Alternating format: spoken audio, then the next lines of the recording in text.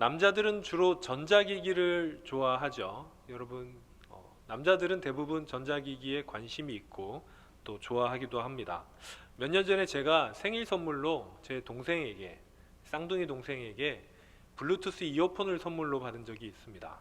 제가 사용하는 핸드폰과 같은 회사에서 나온, 그 당시에 뭐 굉장히 신상은 아니었지만 그래도 제가 필요했던 것을 선물을 받고 굉장히 좋아했었습니다. 그리고 이제 잘 썼는데 쓰다 보니까 좀 미안한 감정이 저 안에 드는 겁니다. 왜냐하면 저랑 제 아내가 같은 핸드폰이거든요. 그런데 저만 쓰고 있으니까 미안하잖아요. 미안해서 이 돈을 모으기 시작했습니다. 제가 뭐 바로 살 수 있는 금액은 아니고 돈을 좀 모았습니다. 모았는데 마침 돈을 모았을 때가 화이트데이에 가까이 되었을 때입니다. 그게 이제 흰색이거든요. 이쯤 얘기하면 뭔지 아실 텐데, 흰색이어서 이게 화이트데이 선물로 어울리겠다, 흰색이니까, 이렇게 해서 아내한테 이제 선물을 샀어요. 그리고 화이트데이가 될 때까지 기다렸습니다. 그런데 제가 이제 입이 문제라고 그냥 조용히 했으면 될 텐데 아내한테 얘기를 한 거예요. 내가 화이트데이 때 줄 선물을 샀다, 내가 돈을 모아서 샀다, 이렇게 얘기를 한 겁니다. 아내가 기대를 하겠죠. 그런데 제가 그때까지 완전히 까맣게 잊어버리고 있던 게 하나 있었습니다. 뭐냐면 그 이제 몇 주간, 한 달 전쯤부터, 화이트데이 한 달 전쯤부터 아내가 가지고 싶어 하는 게 하나 있었습니다. 그게 뭐냐면 흰색 구두였어요. 흰색 구두가 필요하다는 거예요. 그 자매들한테는 옷에 맞는 구두가 필요하다고 하더라고요. 굉장히 고개를 급격하게 끄덕이시는데, 네. 그래서 그 당시에 있는 옷 중에 흰색 구두가 없어서 못 입는 옷이 있어서 흰색 구두가 굉장히 필요하다고 저한테 얘기를 했었는데, 저는 구두에 관심이 별로 없었기 때문에 까맣게 잊어버리고 있었어요. 완전히 잊어버리고 있었습니다. 그리고 이제 화이트데이가 다가와서 아내가 저한테 묻습니다. 그 선물 하얀 거냐? 하얀 거라고. 아내 굉장히 좋아했습니다. 저는 예상치 못하게 아내가 너무 좋아하는데, 평소에 그 선물 가지고 그렇게 좋아하지 않거든요. 너무 좋아하는 거예요. 그래서 퇴근 때가 되어서, 화이트데이 퇴근 때가 되어서 사무실에 숨겨놨던 그것을 가지고 아내에게 들어갔습니다. 문을 열었더니 아내가 굉장히 반겨주었어요. 그래서 제가 뒤에 숨기고 있던 거를 종이 가방에 담겨 있었거든요. 딱 내밀었는데 아내 표정이 심상치 않았습니다. 왜냐하면 구두가 들었기에는 너무 작은 종이 가방이었거든요. 아내가 티를 안 내려고 했지만 실망한 그 표정을 내가 잊을 수가 없었습니다. 그때는 사실 제가 이해하지 못했어요. 왜 이걸 싫어하지? 왜 안 좋아하지? 세상 이렇게 좋은 거를 줬는데? 라고 생각을 했지만 나중에 알고 나니까 다 이해가 됐었죠. 여러분, 선물은 누구에게 맞추어서 선물을 사야 됩니까? 받는 사람입니까? 주는 사람입니까? 만약에 여러분 곧 선물을 주실 계획이 있으시다면 받을 사람에게 물어보세요. 저처럼 주는 사람 마음에, 저는 그게 세상에서 제일 귀한 거였어요. 너무 좋아하겠지 이러면서 갔는데 예상과 다르잖아요. 선물은 받는 사람에게 맞추는 것이 선물입니다. 그런데 그거는 예배도 마찬가지입니다. 여러분, 예배가 뭡니까? 제가 이제 여러 번 얘기했는데, 예배는 우리가 구원받은 은혜, 하나님께서 우리에게 주신 그 은혜가 감사해서 우리가 우리 자신을 하나님께 드리는 행위가 바로 예배입니다. 우리를 드리는 게 예배입니다. 그런데 그 예배를 하나님께서 원하시는 대로 드려야겠습니까? 아니면 우리가 하고 싶은 대로 해야겠습니까?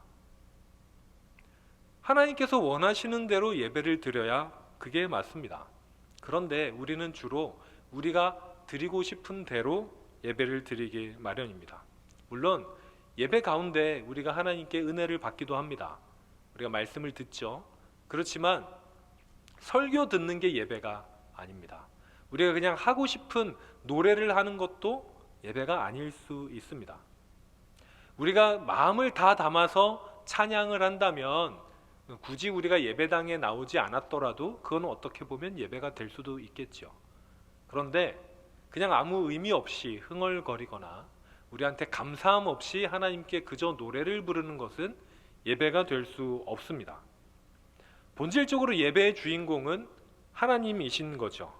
그렇기 때문에 예배는 우리가 좋은 대로 드리는 것이 아니라 하나님의 뜻에 맞게 드려야 됩니다. 2023년 우리 청년부 표현은요, 말씀 앞에 선 예배자입니다. 여기서 말씀 앞에 선다는 것은 하나님의 뜻에 맞게 드리는 것, 이 의미를 담고 있습니다. 우리가 2023년 동안 말씀으로 우리를 인도하시는 하나님을 경험하고 하나님의 뜻에 맞는 예배를 드리고 나아가서 삶의 예배도 드릴 수 있는 우리 청년들 다 되시길 바랍니다. 그리고 그러기 위해서는 우리가 말씀 앞에 설 필요가 있습니다. 오늘 본문인 시편 16편은요, 하나님의 말씀 앞에 서 있었던 사람 다윗의 고백입니다. 16편은 어떻게 보면 다윗의 인생의 축약이라고도 볼 수 있거든요. 16편 초반부에 보면 다윗이 어려운 상황에 처해서 하나님께 도와달라고 간구하는 장면이 있습니다. 그리고 나중에는 하나님께서 다 나를 도와주셔서 형통케 되었다고, 하나님께서 나를 인도해 주셨다고 고백하는 장면이 있습니다. 그런데 일반적으로 우리가 하나님을 찬양할 때는 하나님 저 잘되게 해주셔서 감사합니다, 그냥 무조건 잘되게 해주셔서 감사하고 성공하게 해주셔서 감사하고 고난이 없게 해주셔서 감사합니다, 이럴 것 같은데 다윗의 시가 약간 달라요. 우리 본문 바로 앞에 있는 7절에 보면 나를 훈계하신 여호와를 송축할지라 밤마다 내 양심이 나를 교훈하도다 라고 이야기합니다. 하나님께서 나를 교훈하시고 훈계하시는 것이 감사하다라는 겁니다. 찬양합니다 이러고 있습니다. 이게 다윗의 고백이죠. 그리고 훈계하시고 교훈하시는 하나님을 8절에 보니까 내 앞에 모셨기 때문에 내가 흔들리지 않는다라고 고백합니다. 그러니까 다윗에게 하나님은요, 그저 잘되게 해주시는 하나님이 아닙니다. 성공하게 해주시는 하나님도 아니었어요. 하나님은 어떤 하나님이냐면 훈계하시는 하나님이고 교훈하시는 하나님입니다. 우리가 바라는 하나님은 사실 너 잘못 없어, 괜찮아, 잘했어 라고 토닥여 주시는 하나님을 우리는 원하죠. 때로 그런 하나님이 우리에게 다가올 때도 있습니다. 그런데 하나님께서 매번 그러시는 것은 아닙니다. 적어도 다윗에게는 잘못을 바로잡는 하나님이셨습니다.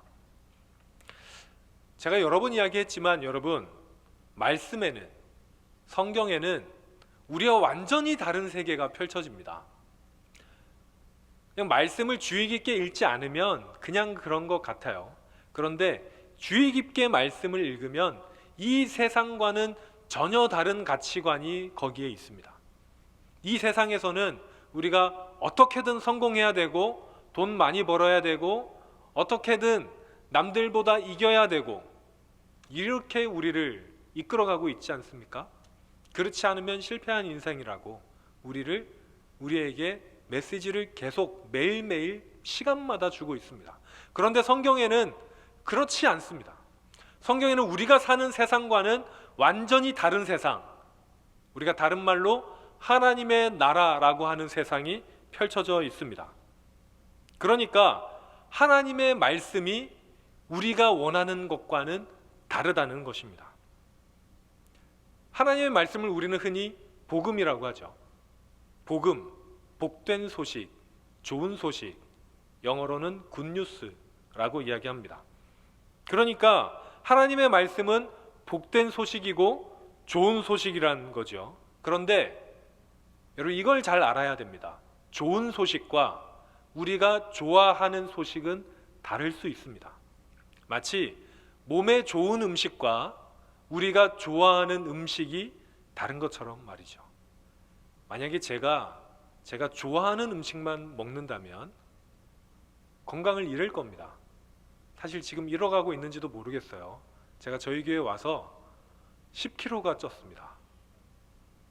얼굴이 안 쪄서 여러분 잘 모르시겠지만 지금 심각합니다. 그래서 운동을 어떻게든 해야겠다는 생각을 하는데, 왜 이렇습니까? 왜 쪘을까요?